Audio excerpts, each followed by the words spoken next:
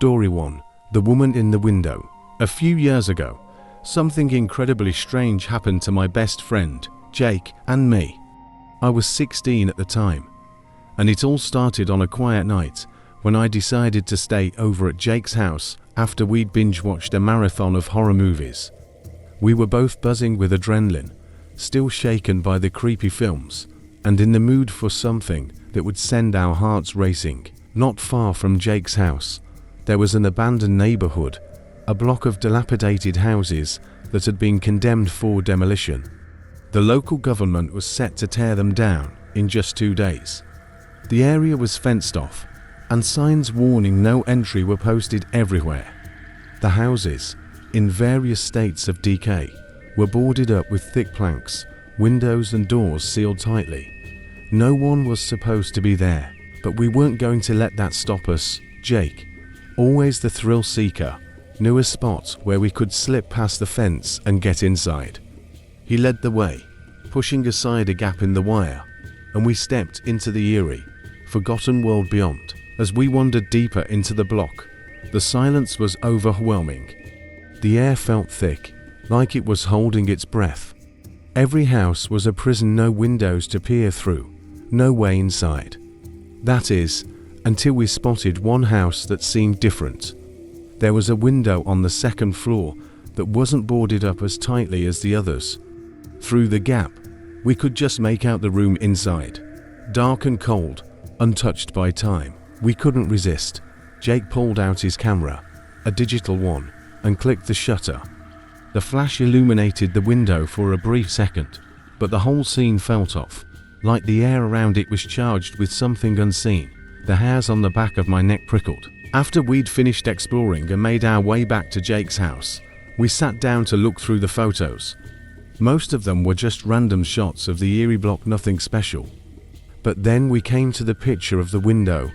I felt my stomach drop. In the photo, standing clearly in the window, was a woman. She was wearing a long, brown raincoat, her skin almost ghostly pale, like she hadn't been touched by sunlight in years. Her hair, jet black and long, hung like a curtain around her face. And her face was haunting. Her eyes were wide, but there was no spark of life in them, just a hollow, sorrowful gaze that seemed to pierce through the camera. She wasn't smiling. She wasn't doing anything, she was just standing there, watching us. The weirdest part, we hadn't seen her at all when we took the photo. When we were standing there in front of that window, it had been completely empty. The house had been locked up tight. No one could have been inside, and yet, there she was. Jake and I stared at the photo in disbelief. My hands were shaking as I zoomed in, trying to make sense of what we were seeing. The woman's face was so vivid, so unnatural. It felt like she was staring directly at us, even though we hadn't seen her with our own eyes. There was a coldness in the air that hadn't been there before, a chill that crept under our skin. Without saying a word, we both stood up and headed back to the block the next day. We thought maybe there was some sort of trickery with the lighting or some reflection we had missed. But when we arrived, the house was exactly as we remembered it, boarded up, locked shut. The window we had taken the photo of was still slightly open, just as it had been, but there was no woman, no trace of her. Story 2. The photographs in the bedroom. It was in the early 2000s when I got the call. I had been working as a cleaner in the outskirts of Christchurch, New Zealand, taking on jobs in both suburban homes and more rural properties. Most of my work came from referrals and word of mouth, but occasionally, I'd get a call from someone I didn't know. One morning, a woman called me, asking me to clean her farmhouse on the outskirts of town. She sounded like she was in her late 40s, maybe early 50s. Her voice was polite but slightly detached, and there was something about her tone that made me uneasy. She insisted we not meet beforehand, saying it wasn't necessary. The payment she offered was generous, far more than I usually made for a cleaning job, and it was hard to turn down the offer. She told me she would leave the keys under the doormat, and I was to clean the house while no one was there. I didn't question it. She was paying well, and I needed the work. When I arrived at the farmhouse, my discomfort grew. The property was more isolated than I had anticipated. The farmhouse sat alone in the middle of a vast, empty field with a long gravel driveway leading to it. The silence around the place was deafening. There were no neighbors for miles, and the house seemed as though it had been abandoned for years.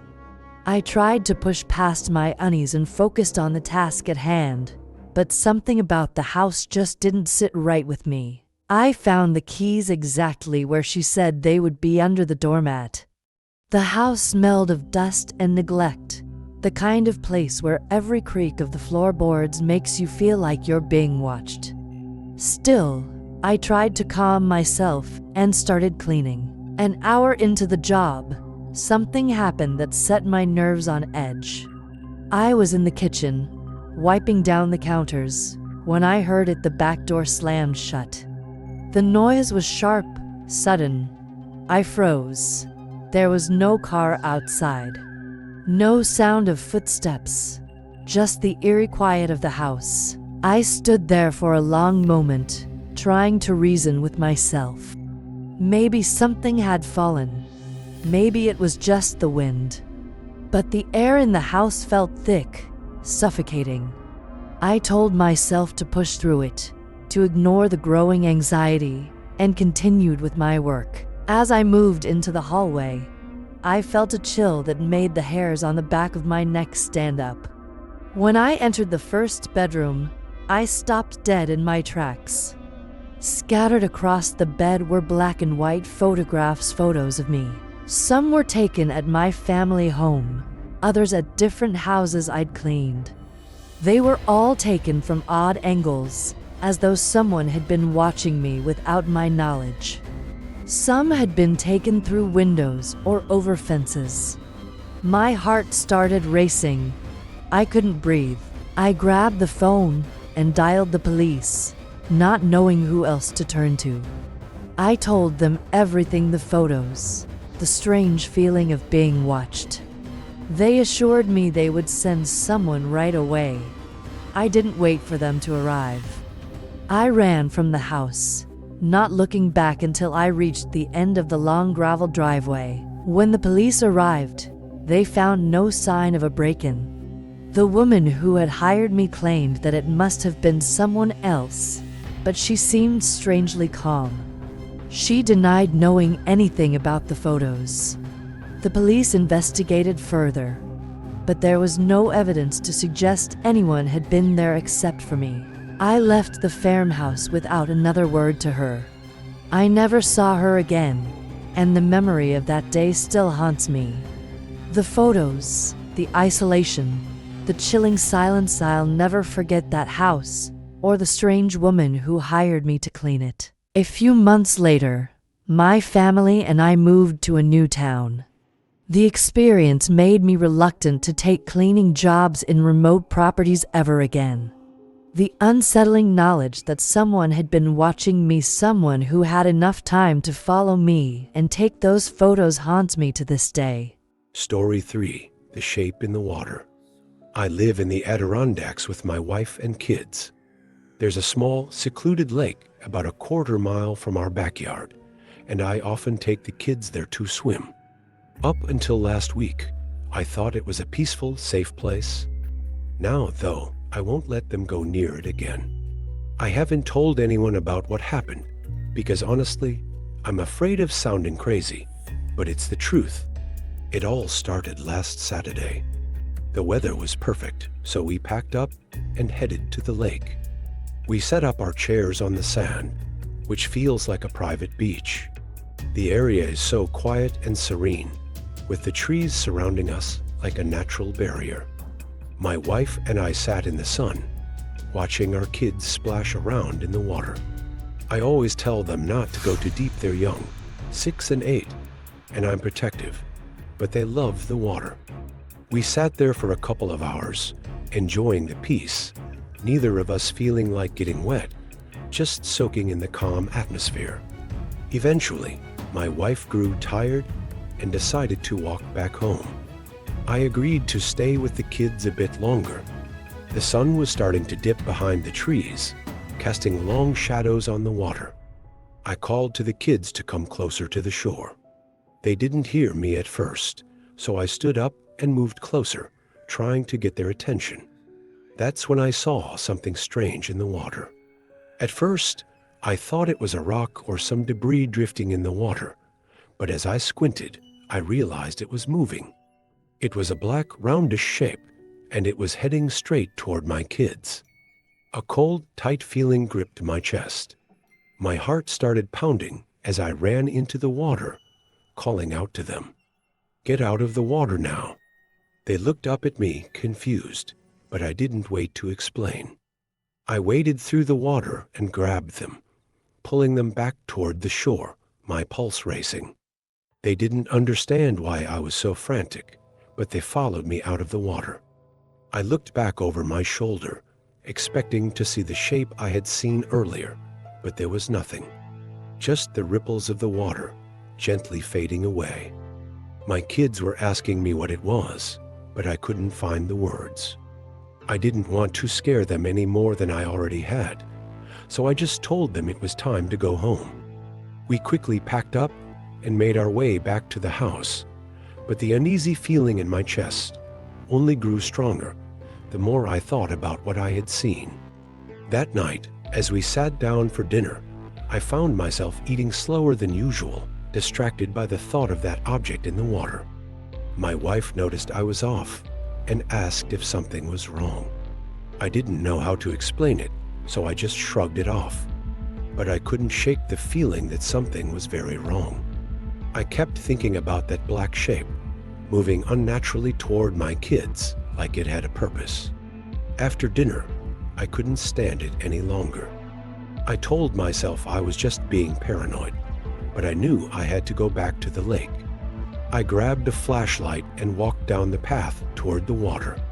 The air was colder now, and the sun had completely set, leaving an eerie darkness hanging over the lake. The trees around the water seemed to close in, making everything feel smaller, more confined. When I reached the lake, I shined the flashlight across the surface, scanning for any sign of movement. The beam cut through the darkness, but everything seemed still, almost too still. Then I heard it. A splash. A sharp, sudden sound, like something or someone emerging from the water. I froze. My breath caught in my throat as I spun toward the noise, my heart racing. The beam of light flickered and bounced as I tried to focus on the water, and then I saw it. My blood ran cold. It wasn't a creature, not an animal at all.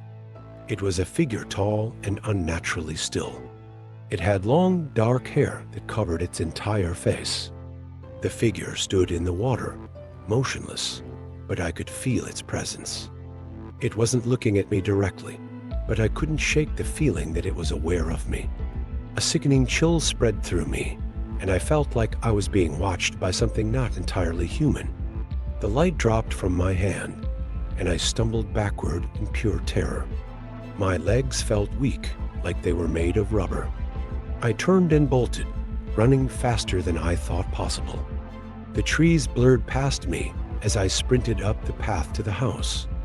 My heart hammered in my chest, and I slammed the door shut behind me, locking it with shaking hands. I haven't told anyone about what happened that night. I can't. I don't want to sound insane. But that figure, I can't forget it. The lake is so close to my house, just a quarter-mile away, and I keep thinking about it. What if that thing is still out there, waiting, watching me? For all I know, it could be staring at me right now, from the water or through the trees.